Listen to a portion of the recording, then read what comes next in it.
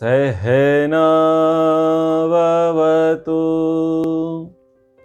सहनौ भुनक्तु सह वीर्यं करवावहै तेजस्विनावधीतमस्तु मा विद्विषावहै। ओम शांति शांति शांति। मनुस्मृति की कक्षा के अंतर्गत हम धर्म के 10 लक्षणों पर विचार कर रहे हैं। कल हमने अहिंसा पर विचार किया था।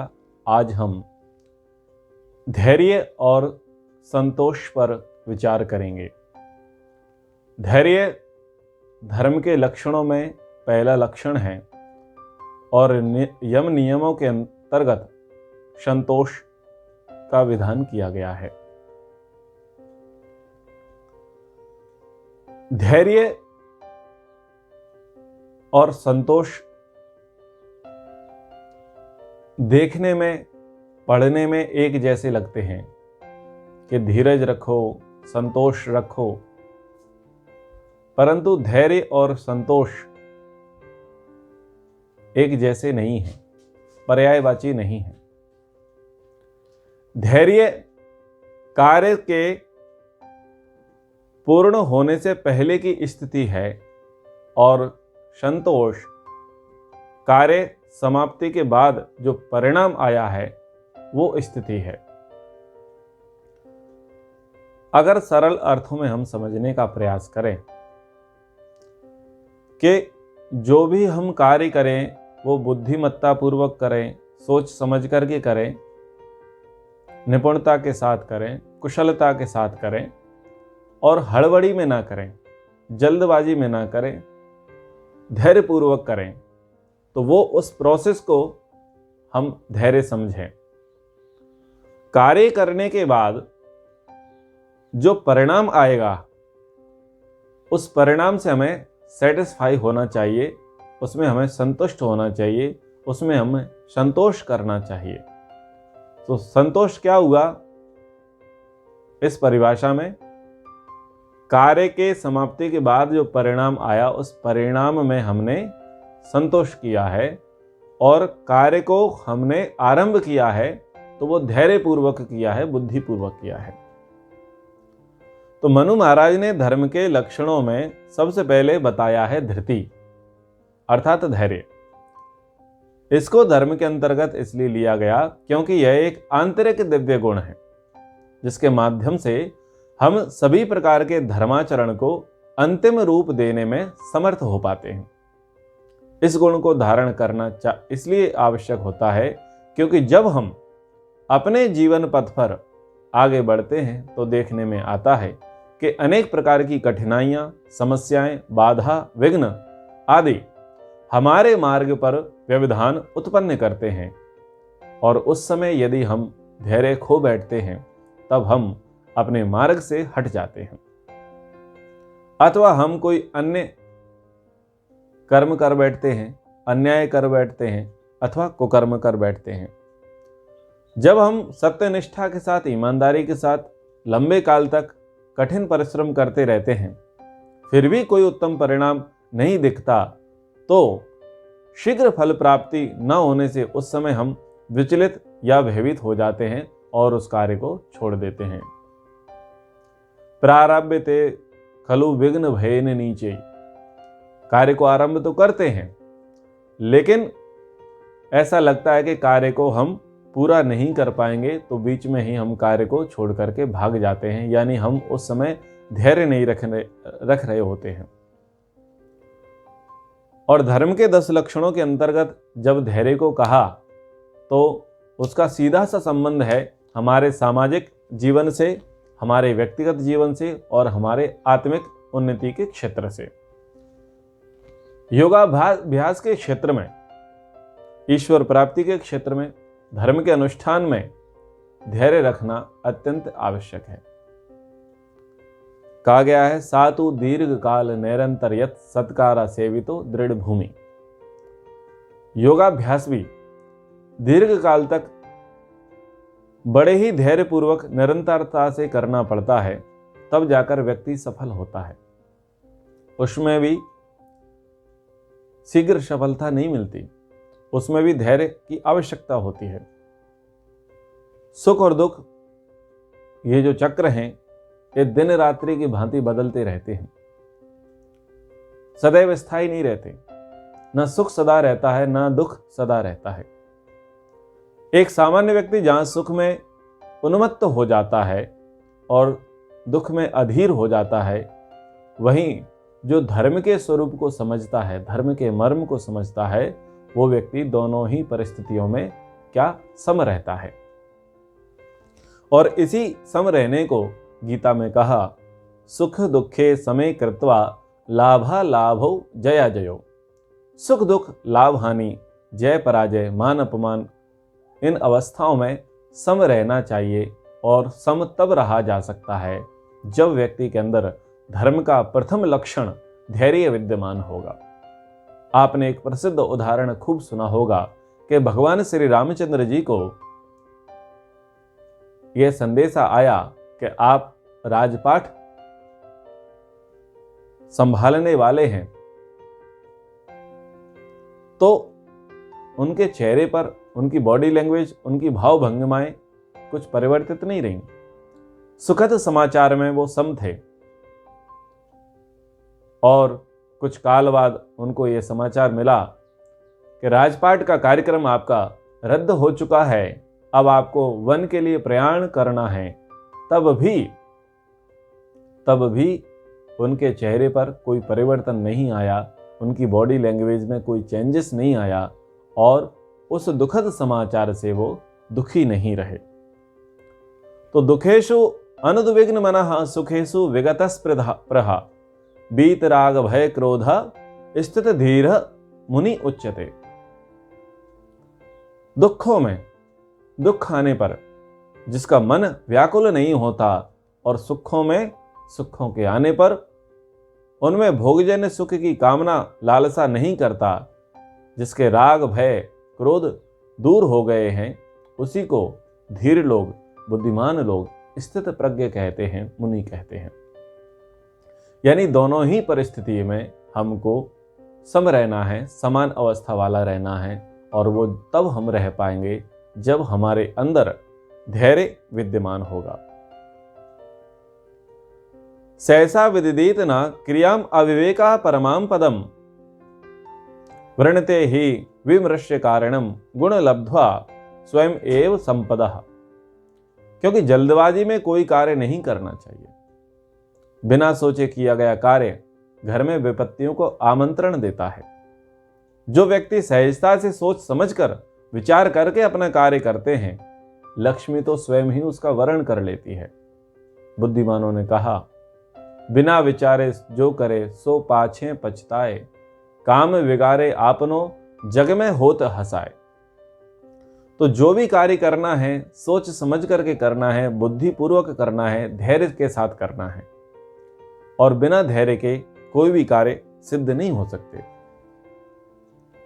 धैर्य प्रतीक्षा करने की क्षमता नहीं है, बल्कि प्रतीक्षा करते समय एक अच्छा रवैया रखने की क्षमता है। अरस्तु कहता है, धैर्य कड़वा है लेकिन इसका फल मीठा है। धैर्य के संबंध में संत कबीर ने कहा, धीरे धीरे रे मना, धीरे सब कुछ होए, माली सींचे 100 घड़ा, ऋतु आए फल होए। धीरज रखना चाहिए। धर्म के विषय में कहा था कि धीरज धर्म मित्र अरु नारी, आपत्काल परखिए चारी। यदि आपत्ति का काल है, विपत्ति का काल है, विपरीत परिस्थितियां हैं, विकट परिस्थितियां हैं, तो यदि आप उस समय धीरज नहीं रखते, यदि आप उस समय धैर्य नहीं रखते, तो निसंदेह हम विनाश की ओर चले जाते हैं। संस्कृत साहित्य के एक उत्कृष्ट विद्वान रहे जिनका नाम कालिदास है। वो कहते हैं विकार हे तो सति विक्रियन्ते ते येषाम न चेतांसि ता एव धीराः। वास्तव में वे ही पुरुष धीर हैं जिनका मन विकार उत्पन्न करने वाली परिस्थितियों में भी विकृत नहीं होता। तो विकार भी समाप्त हो जाते हैं जो धैर्य का धारण करता है। तो धैर्य सभी प्रकार से हमको धारण करना चाहिए। और धैर्य धारण नहीं करेंगे तो हमारी स्थितियां परिस्थितियां बिगड़ जाएंगी, बहुत बुरी तरीके से बिगड़ जाएंगी। धैर्य धारण करना कायरता नहीं है। धैर्य धारण करना आलस्य नहीं है। धैर्य का धारण करना किंकर्तव्य विमूढ़ता नहीं है।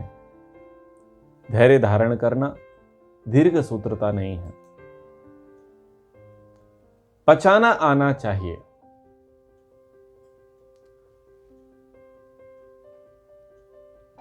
लोग धीरज नहीं रखते, धैर्य नहीं रखते और उसके कारण वो सुख और दुख को सहन नहीं कर पाते। धैर्य रखते हैं तो विवेक रहता है और धैर्य नहीं रखते तो विवेक चला जाता है, खो देते हैं, बुद्धि भ्रष्ट हो जाती है। किसी को सूचना मिली, वो गोदाम का मालिक था, गोदाम में अनाज भरा पड़ा था, बरसात हुई और बरसात का पानी उसके गोदाम में जा भरा। जो अनाज रखा हुआ था वो पानी के कारण से फूल गया। गोदाम पूरा ठसाठस भरा पड़ा था और उस अनाज के फूलने से गोदाम टूट गया, फट गया। कर्मचारियों के द्वारा सूचना मिली, सेठ जी आपका जो गोदाम था वो फट गया, टूट गया, नष्ट हो गया। तो दुखद सूचना थी, लेकिन दुखद सूचना को सुनकर के सेठ जी ने धैर्य को धारण नहीं किया, चिंतन नहीं किया कि गोदाम ही टूटा है, मैं नहीं टूटा हूँ, गोदाम ही नष्ट हुआ है, मैं नष्ट नहीं हुआ हूँ, गोदाम अलग है, मैं अलग हूँ, मैं रहूँगा तो ऐसे कई गोदाम फिर बना लूँगा। लेकिन धैर्य का धारण नहीं था और उन्होंने अपने ही आत्मा का अंग, अपने ही शरीर का हिस्सा उस गोदाम को मान लिया और शोक में हृदयाघात सेठ जी को हो गया और प्राणांत हो गया। क्यों हुआ? धैर्य ना धारण करने के कारण। रामायण में एक प्रसंग आता है, वो कितना सत्य है कितना नहीं है वो एक इतिहास की बात है। प्रसंग इस प्रकार से आता है कि श्री रामचंद्र जी तो वनवास के लिए चले गए। भरत आए तो भरत ने कहा कि मैं तो राज्यपाठ नहीं स्वीकारूंगा।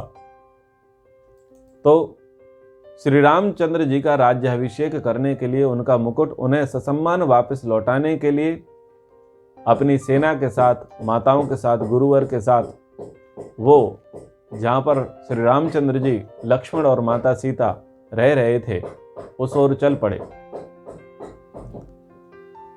घोड़ों की गड़गड़ाहट, उड़ती धूल से कुछ ऐसी शंका हुई कि कोई आ रहा है और हो सकता है युद्ध की भावना से आ रहा हो। लक्ष्मण उस समय उद्विग्न हो गए और उन्होंने देखा कि ये जो पताका है ये तो हमारे राज्य की है और लगता है भैया भरत राज्य से संतुष्ट नहीं है, वो निष्कंटक राज्य चाहते हैं और इसलिए वो हमसे युद्ध करने के लिए, हमारा प्रतिकार करने के लिए, हमारा समूल विनाश करने के लिए इन सेना के साथ, सेना समूहों के साथ इस ओर आ रहे हैं। तो श्री राम जी ने कहा कि भाई धैर्य रखो, भाई है, हमारी ही सेना है, हमारी ही प्रजा है, हमारे पास आ रही है, आने दो। लेकिन धैर्य ना रखने के कारण क्या हुआ कि वो न जाने कितने सारे ख्याल अपने मन में लाते रहे और अंत में क्या हुआ, उनको पछताना पड़ा, लज्जित होना पड़ा, शर्मिंदगी महसूस हुई कि मैंने भैया भरत के प्रति ऐसा ऐसा विचार रखा। महानुभावों, ये मनुष्य का एक अपना स्वभाव है। हम अपने मन में ही ख्याली पुलाव पका लेते हैं, हम अपने तरीके से प्रेडिक्शन कर लेते हैं और वस्तु स्थिति को यथार्थ नहीं समझते। और वो क्यों नहीं समझ पाते? क्योंकि हम धैर्य का धारण नहीं कर रहे होते। हम शांति से देख नहीं पाते कि वस्तुतः होने क्या वाला है, और हम पहले से ही कुछ भावनाएं बना लेते हैं, कुछ योजनाएं बना लेते हैं, कुछ विचार बना लेते हैं और कुछ का कुछ कर बैठते हैं, लेकिन विचार नहीं करते कि जो हम करने जा रहे हैं और जिसके प्रति करने जा रहे हैं वो यथार्थ रूप में कैसा है। तो धैर्य के धारण न करने से ऐसे बहुत सारे नुकसान, बहुत सारे अपराध, बहुत सारे पाप हो जाते हैं। दूसरी स्थिति है संतोष की। संतोषाद अमृत सुख लाभवम। संतोष के पालन करने से अमृत की, दीर्घ सुख की प्राप्ति होती है। संतोषामृत तृप्तानाम यत् सुखम शांत चेतसाम कृतस्तद्ध न लुब्धानाम मितश्चेतस्य धावताम। जो सुख शांति चित्त लोगों को अमृत स्वरूप संतोष मिलता है, वह धन लोलुप यहां वहां भागने वालों को कभी नहीं मिलता। जिनका मन आधि व्याधि से रहित है और जो संतुष्ट हैं, वो गरीब होकर के भी साम्राज्य के सुख को भोगते हैं, क्योंकि तृष्णा अनंत है, संतोष परम सुख है। इसलिए विद्वतजन संतोष को ही इस लोक में श्रेष्ठ समझते हैं। संतोष मूलम सुखम दुख मूलम विपर्ययः। परम संतोष रखकर सुख की इच्छा वाले को संयमी बनना चाहिए, क्योंकि सुख का मूल तो संतोष है और उससे विपरीत यानी असंतोष दुख का मूल है। संतोष व्यक्ति को रखना चाहिए। हमने जो पुरुषार्थ किया, जो परिश्रम किया, उस परिश्रम करने के बाद जो परिणाम में हमको प्राप्त हुआ, जो फलश्रुति हुई, उसमें हमें संतोष रखना चाहिए। संतोष रहेंगे तो निर्धन का मन भी धनवान बना रहेगा, और संतोष नहीं रहेगा तो धनवान भी दरिद्र के जैसा बना रहेगा। अनेक धनवान लोग होते हैं, लेकिन 10-10, 20-20, 50-50 रुपए के लिए रोते हैं, गिड़गिड़ाते हैं, मगजमारी करते हैं। क्यों? वो दरिद्रता उनके अंदर आ चुकी है। क्यों? क्योंकि उनके अंदर जो प्राप्त धन है उसमें उनको संतोष नहीं है। और जो व्यक्ति अपने धन से, अपने बल से, अपने ज्ञान से, अपने संसाधनों में संतुष्ट नहीं रह सकता, वो निसंदेह वो विपत्तियों की ओर जाएगा, वो अपराध की ओर आगे बढ़ेगा। संतोष शांति का प्रतीक है। जितना संतोष हम धारण करेंगे, उतनी समाज में समरसता व्याप्त रहेगी, उतनी ही समाज में शांति रहेगी। और जितना असंतोष फैलेगा, उतना ही समाज में अराजकता का भाव जागृत हो जाएगा। लोभ क्यों बढ़ जाता है? लोभ इसलिए बढ़ जाता है क्योंकि व्यक्ति के अंदर संतोष नहीं होता।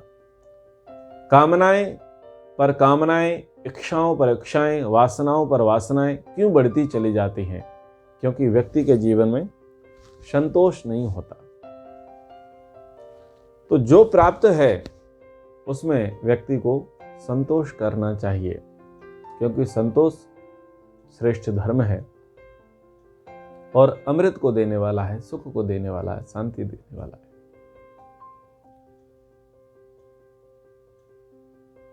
माता पिता, गुरु आचार्य, बड़े बुजुर्ग यदि अपने स्नेही अनुज पुत्र, शिष्य, संबंधी आदि को कुछ उपहार स्वरूप भेंट करते हैं,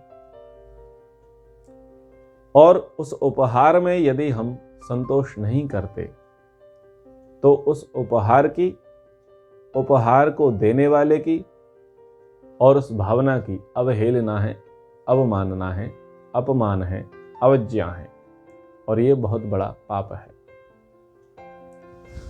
जिनके जीवन में संतोष नहीं है उनके मन दूषित रहते हैं, विकृत रहते हैं, और ऐसे व्यक्ति ना तो सुख चैन से स्वयं रहते हैं, ना ही अन्यों को वो सुख चैन से रहने देना चाहते हैं। तो इसलिए हम सुख चाहते हैं, शांति चाहते हैं, तो हम धैर्य का और संतोष का पालन अवश्य करें। धैर्य का धारण करेंगे तो हमारे कार्य सफल होंगे, बहुत अच्छे होंगे, उसमें कोई विघ्न नहीं आएगा और हमें पश्चाताप नहीं करना पड़ेगा। और जब संतोष का हम पालन करेंगे तो जो भी प्राप्त हुआ है उसकी हम अवज्ञा नहीं करेंगे, उसका हम अवहेलना नहीं करेंगे, उसका हम अपमान नहीं करेंगे। इसलिए धार्मिक व्यक्ति को धैर्य और संतोष का पालन अवश्य करना चाहिए, क्योंकि ये धर्म के लक्षण हैं, धार्मिक बनने के प्रतीक चिन्ह हैं, और प्रत्येक व्यक्ति को, मानव मात्र को ये धैर्य और संतोष अवश्य ही धारण करने चाहिए। तो आज की कक्षा को हम यहीं पर विराम करते हैं। इति ओम शम। एक बार ओम का उच्चारण। ओम। सभी को सादर नमस्ते। शास्त्री बंद कर दीजिए।